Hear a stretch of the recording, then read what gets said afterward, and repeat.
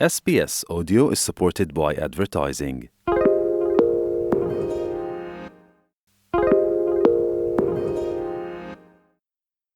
The government has appointed a special envoy for social cohesion as concerns over division in the Australian community continue to rise. Special envoy for social cohesion, Peter Khalil, told SBS chief political correspondent Anna Henderson that political populism is one of his big concerns as he takes on the role. Peter Khalil, thanks very much for joining me. Thank you for having me. What's your assessment of the state of social cohesion in Australia right now compared to when you were growing up? Well, social cohesion is really how we engage with each other. How we can, as members of society, as individuals or members of organisations or institutions, engage in a way even with when there's difference or disagreement, we can actually do so peacefully and respectfully and not have that translate into violence or conflict.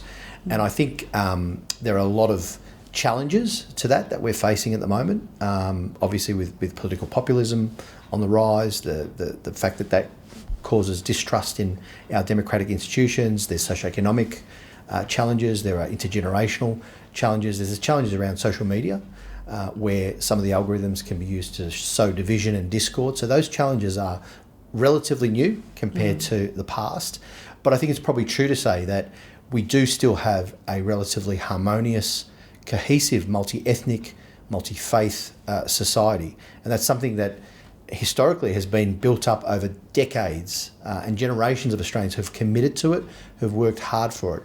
And our work, I think, is to protect and enhance that society and mitigate some of those challenges that we're currently facing.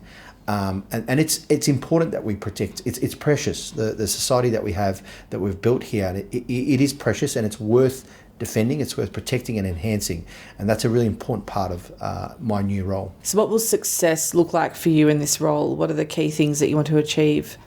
I think if we look from a year from now, for instance, being able to navigate through what is a very difficult period. Let's be honest, these challenges are global and they are challenges to many liberal democracies around the world.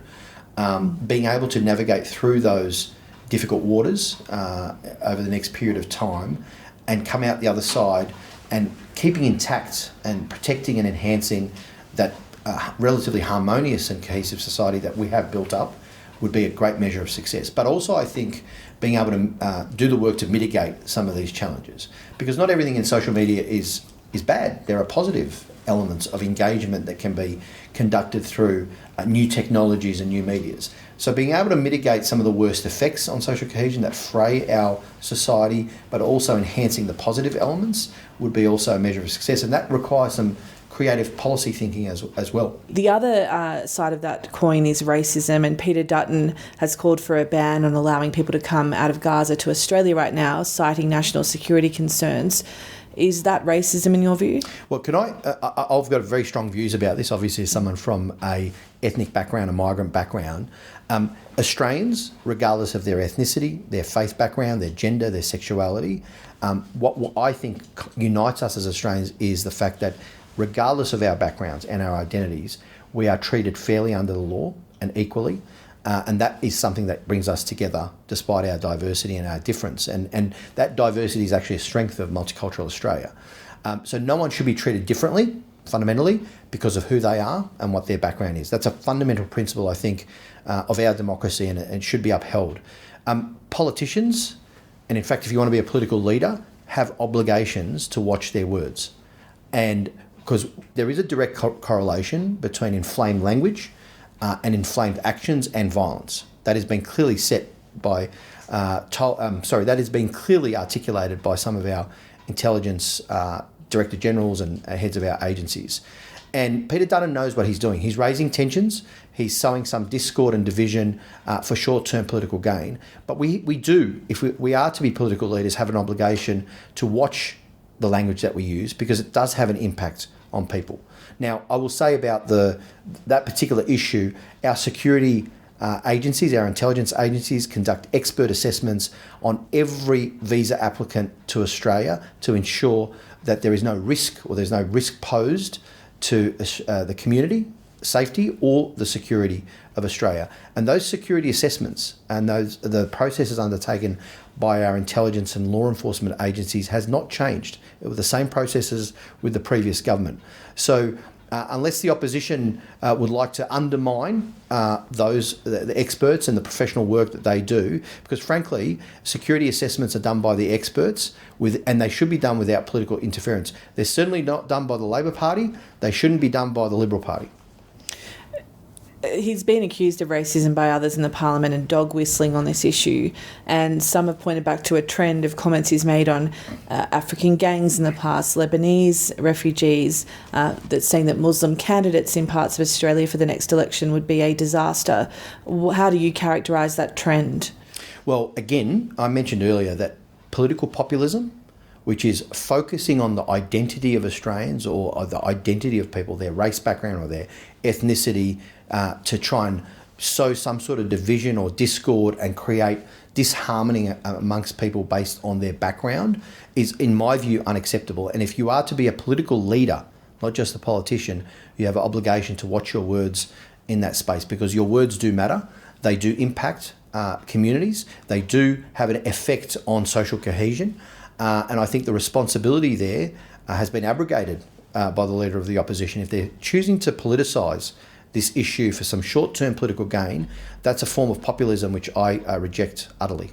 As envoy, do you ever see yourself as sitting down with some of the disparate political representatives across the parliament to try and find some path through that does turn down the temperature? Absolutely. And I think a big part of this role is bringing down the temperature, reaching out to people of different views. And in fact, in our parliament, we have people right across the political spectrum. I'm always open to engaging with people regardless of the differences of our views to see if we can reach, in good faith, consensus on issues that are in the national interest, that will reduce the temperature, that actually enhance and protect our society from these challenges that we're facing. And it's important to reach out.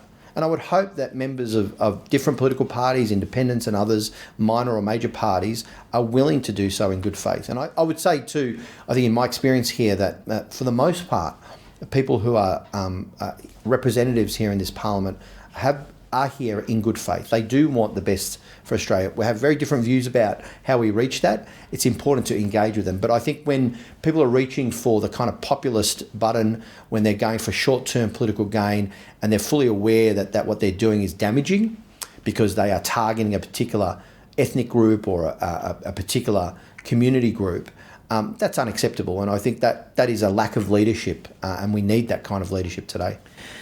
How soon do you think we'll get an Islamophobia envoy as well? There has been some criticism from the Muslim community that there's been a gap in the announcement of the two roles, and that may have a negative impact on social cohesion. What's the hold up? Yeah, my understanding is that there will be an announcement of an Islamophobia envoy, and that the government is going to make that announcement. And I think it's important. I mean, the decisions are made, different consultations and timelines, but there will be an announcement of an Islamophobia envoy. Those two roles are important for those communities, but for the broader society as well, because obviously there has been a great deal of anguish and pain that has been felt by Muslim Australians, Palestinian Australians, Muslim Australians and Jewish Australians with respect to the conflict and the war in Gaza. So many civilians and innocent civilians have lost their life. Many who have family members who've lost family members in the war, in the Gaza war zone. And I think it is important to listen to that pain and anguish and reflect that as well with the communities and support those communities. So the envoys are important in engaging with the communities, but also in trying to push back on the kind of hate speech and the targeting of people based on their religious background. No Muslim Australian or Jewish Australian should be attacked because of their faith, because of what is happening in international conflict, a conflict overseas. People should be respected and acknowledged and not be targeted because of their faith background. Thanks so much for your time. Thanks, Anne.